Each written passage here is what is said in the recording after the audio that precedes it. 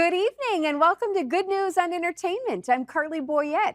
You just saw a quick look at The Thorn. It is a unique and spectacular show that tells the gospel story in such a powerful way. The production is once again touring the country.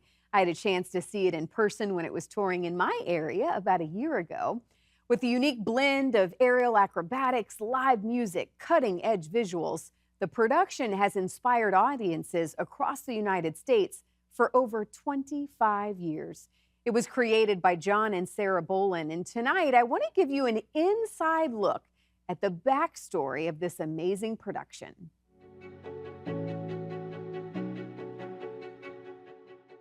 This is the story of The Thorn, a theatrical production over 25 years in the making, a show that has toured across the country for over a decade, and its historic run was made possible by well over 10,000 actors, acrobats, and volunteers.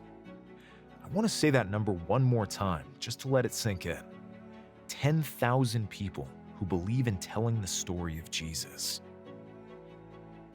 But it started with just some young youth pastors trying to find a way to help students understand the power of the gospel. About 20 years ago, I was working as a brand new youth pastor, and I was sitting on the edge of the stage one Wednesday night, and this 16-year-old girl came and sat next to me. This is after service, and she holds out her arms, and I could see she's crying, and I could see where she'd been cutting up and down her arms. And I looked at her and I said, "You don't have to do that because Jesus did that for you." And so I thought, next Wednesday night, I want to do an illustrated sermon, and I want to show two things. I want to show, first of all, the sacrifice that Jesus paid for us. And the second thing I wanted to show was the spiritual battle for the hearts, minds, calling, and destiny of young people. I really think teenagers and college students have a very in-touch feel with the supernatural, like adults sometimes grow away from. It offers to teenagers and college students an acknowledgement of there's more to it than just what you're dealing with. And so kids that are dealing with like suicidal tendencies or depression or drug abuse, like there's a darkness that's sort of tangible or present there, and we wanted to show that in a way.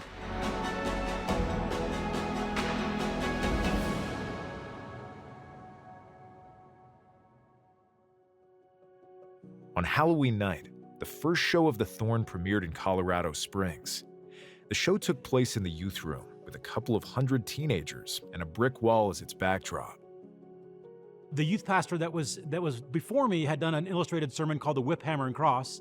And so I thought, well, what's left? The Crown of Thorns. So I called it The Thorn and went up on the stage and introduced this illustrated sermon. And the very first Thorn performance was horrible.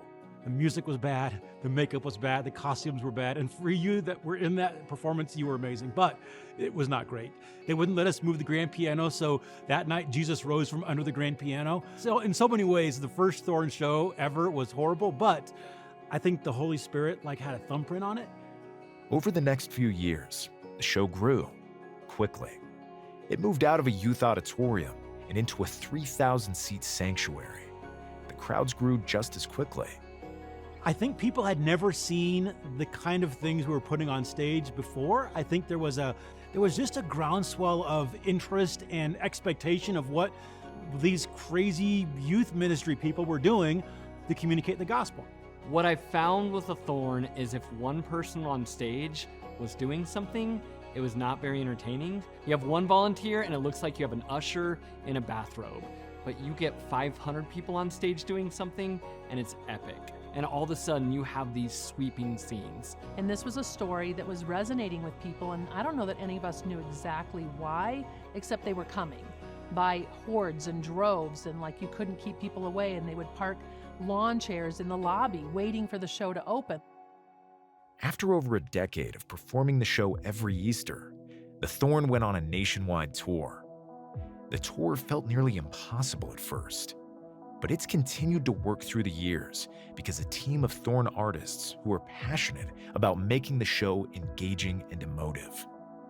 I think that adding the dancers and the aerial choreography, it just changes the show. It tells the story a little more from the beginning of creation all the way through the resurrection. You know, the importance of having light and dark, good and evil is so important. It's a story as old as time, and this is that story. So God is the center with the thorn. So we all have Him as our number one focus, and we're all using our craft to perform for His glories. It's unlike any other contract that I've ever done. I think more than anything, people walk into the thorn, and when they walk into it for the first time, they're surprised. Over and over and over again, we've heard people talk about how visceral and how surprising and how emotional this representation of it is. Our hope and prayer is that no matter how people watch the story, they encounter the power of God and experience the transformation of the cross. And the Thorn family really is, for lack of a better word, that we are a family. Instantly, we all came in with the same sort of expectations or hopes or desires or passions, and I've made friends for life, no question. So another thing that makes the thorn different is everyone has patience and love, and it's been a beautiful process the past couple of weeks creating the show together. There's nothing more precious than telling the story of God, because He loved us so much. He gave literally everything. Like God is going to meet you. He is chasing after you because you matter. People are brought face to face with who Jesus is and with what He did. The fact that there's things in the air and there's lights and all that, that's all just window dressing for the core story, which is that Jesus came to earth, loves us, lived like we did, laughed like we did, and was abandoned and hurt and bled and died and then rose from the dead for us. Like, that's the powerful story, the centerpiece of what the thorn is. And that's what keeps it going, and what keeps us going is this story of Jesus.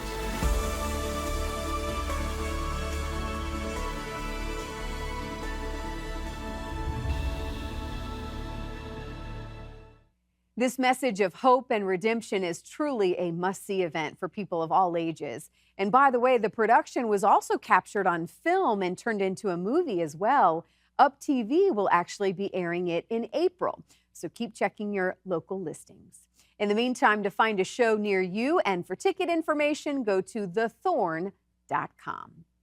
Okay, now to a music duo that has been touring the country for decades. Southern rock icons Van Zandt. The Van Zandt musical dynasty built its foundation firmly on family. Donnie Van Zandt co-founded 38 Special, and his brother Johnny is the current lead vocalist for Lynyrd Skynyrd after the passing of their brother Ronnie, who fronted and co-founded the iconic Rock and Roll Hall of Fame band. Well, Donnie and Johnny have reunited and returned to the studio for their first new album in nearly 2 decades. And guess what? They have taken their Southern rock roots and have created a beautiful Christian music album called Always Look Up. Before I talk with this Southern rock duo about what God has been teaching them and showing them lately, let's take a listen to one of the songs on the album. I lose faith and I get scared and it gets hard to breathe. Yeah, it hurts when peace on earth seems so out of reach. I speak His name, He is always there. Sing it out, sing it loud, whisper like a prayer. Hallelujah. Need no questions asked, no need to explain. Speak His name. Well, gentlemen, what an honor to get some time with 2 rock legends. My goodness. Thank you. Thank you, ma'am. Thank you. Man, I was so excited when I heard that you guys were putting this album together.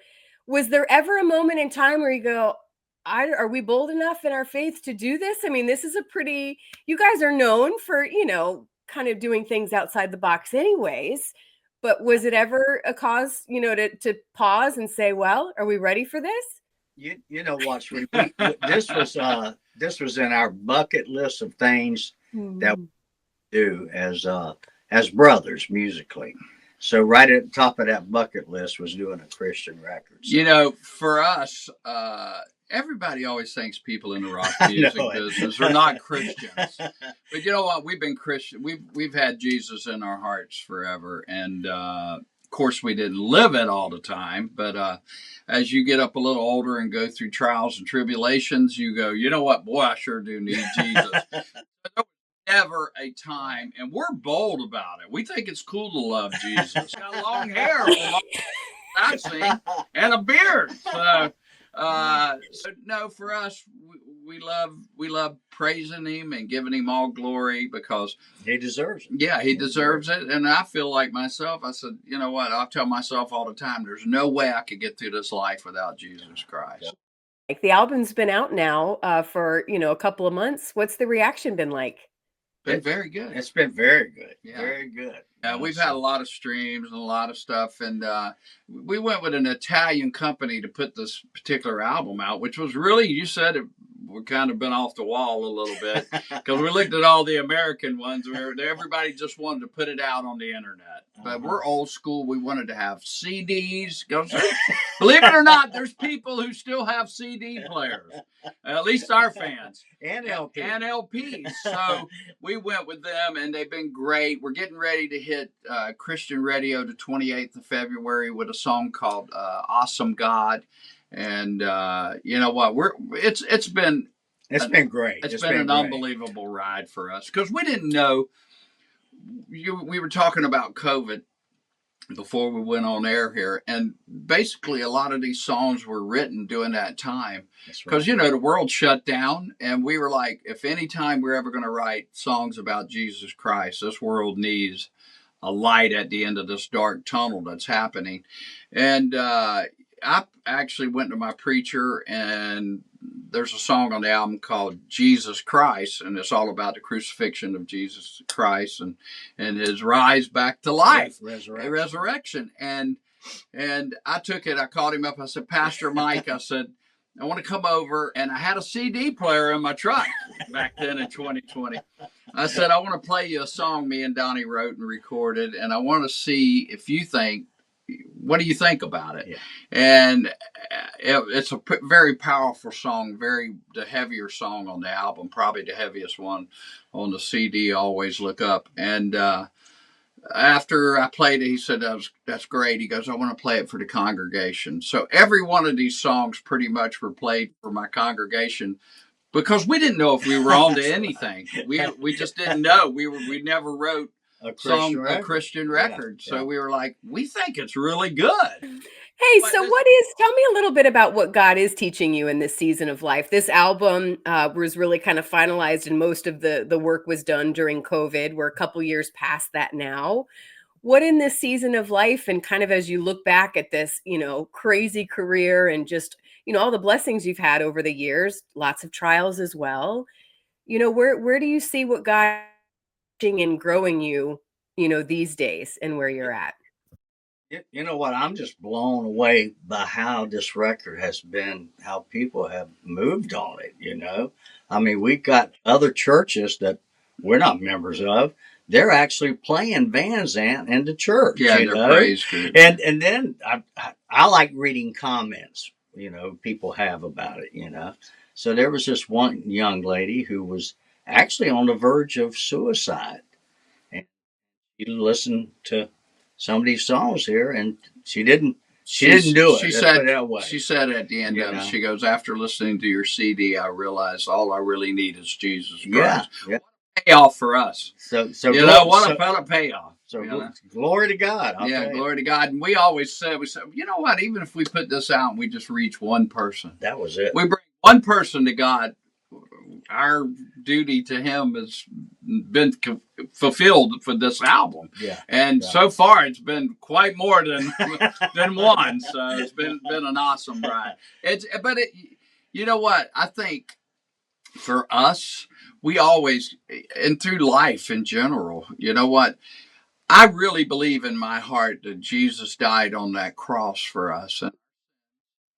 And I believe us as his children here on earth, we have to go through trials and tribulations. And how can anybody go through this life without leaning on the cross? There's a song called Leaning on the Cross on this album. And I lean on it every day. I've been leaning on it this morning. I have a daughter who's sick, and we had to go to the doctor, and she's depressed and down, and I'm in the truck riding with her back from the doctor just now, and I'm like, Lord, I need you to come in and intervene. I need help me and her, and he will. Now, whether it's today or tomorrow, it's not on my time. It's on. Yeah. So. And he's right on time. Yeah, he's right. Always on time.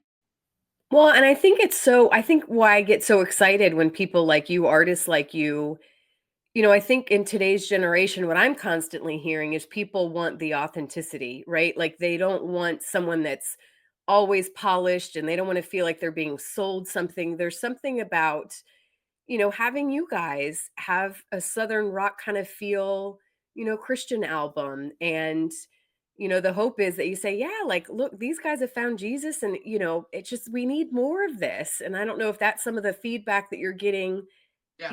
as well. It is. It is. It is. Yeah. We realize that we have a pretty big platform here, and we want to get it out to people. And So where do you go from here? Will you guys tour? Like what? Can I say this though before? Yeah, go ahead. For us, you know what? Our other albums and what we've done in the past has always been about music. Is people? It's called the music business. And it's about making money and making music and all that. But with this, we don't care if we make a dime. We don't care. We just want to put the word out there. And where do we go from here? We don't know. We're in God's hands, So, He led us this far, and He's going to lead us till the very end of it. But we are. You asked where we're going at. I think we're going to do definitely another Christian album because we've enjoyed it so much, positivity and plus we got so many songs we got to record. Yeah, we do. Do you have more that are still ready to be? We have a lot more. We could do another CD or album, whatever. We could probably do 2 of them. But gentlemen, thank you so much for your time. Thanks for sharing your heart. Thanks for sharing your talents and the music. And again, we want more, so keep going. God bless you so much. God bless. Say hello to your hometown for us. Always Look Up is available on CD, vinyl, and streaming. Go to vanzantband.com for more info. Okay, now to another Grammy-winning artist that has now written a book. Jonathan McReynolds just won his 2nd Grammy for his contribution on the song One Hallelujah that just won for Best Gospel Performance. And he has certainly had a lot of career highs. He has done collaborations with artists like Stevie Wonder, Justin Bieber, and Maverick City Music. But ironically, his new book is about appreciating life's valley seasons, and it's called Before You Climb Any Higher, Valley Wisdom for Mountain Dreams.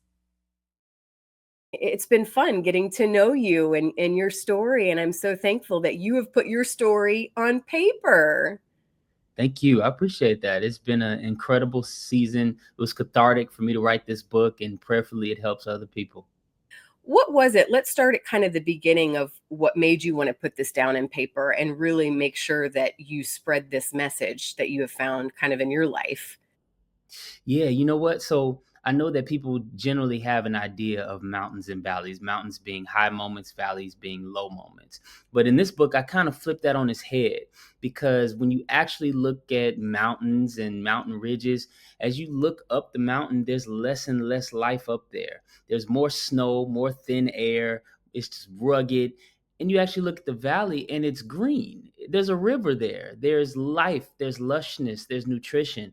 So actually, this book really points people to learn how to balance those mountain climbs. I know we want the accolades. We want the awards. We're working for the promotion. We're working to build ministries, families, and businesses.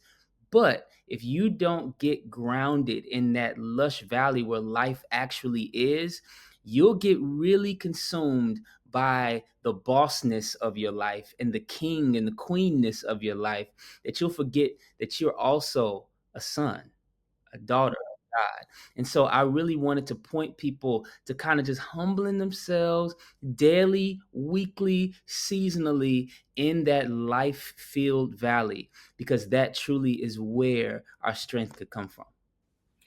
And your perspective, I love that, is so interesting, because I think some people may say, well, you've had many mountain climbs. I mean, you just won a Grammy not too long ago.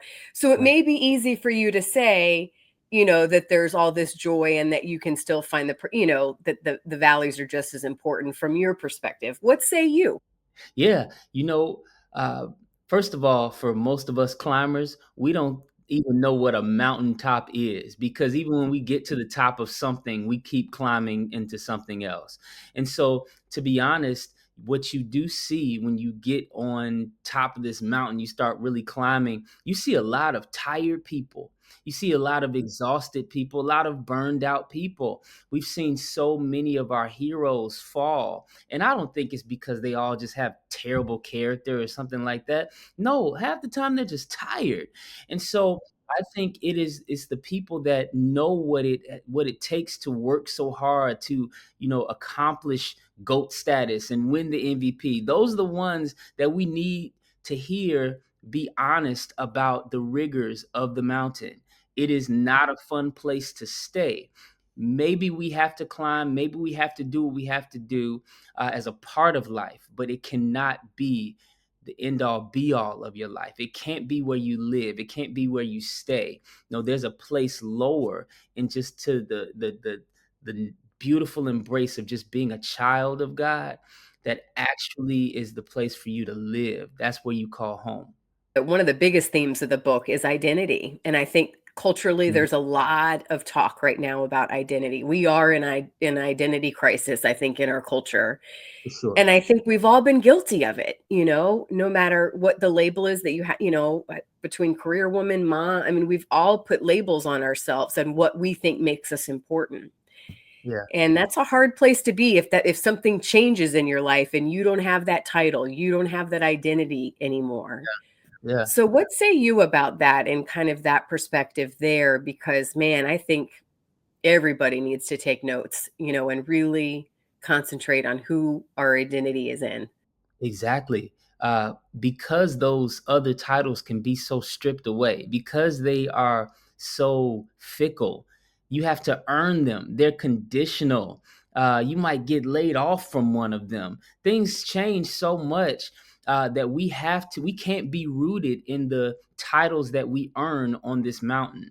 We have to be rooted in one that on your best day, you're a son. On your worst day, you're still a daughter. Like everything that we can garner in this life, we are proving every day.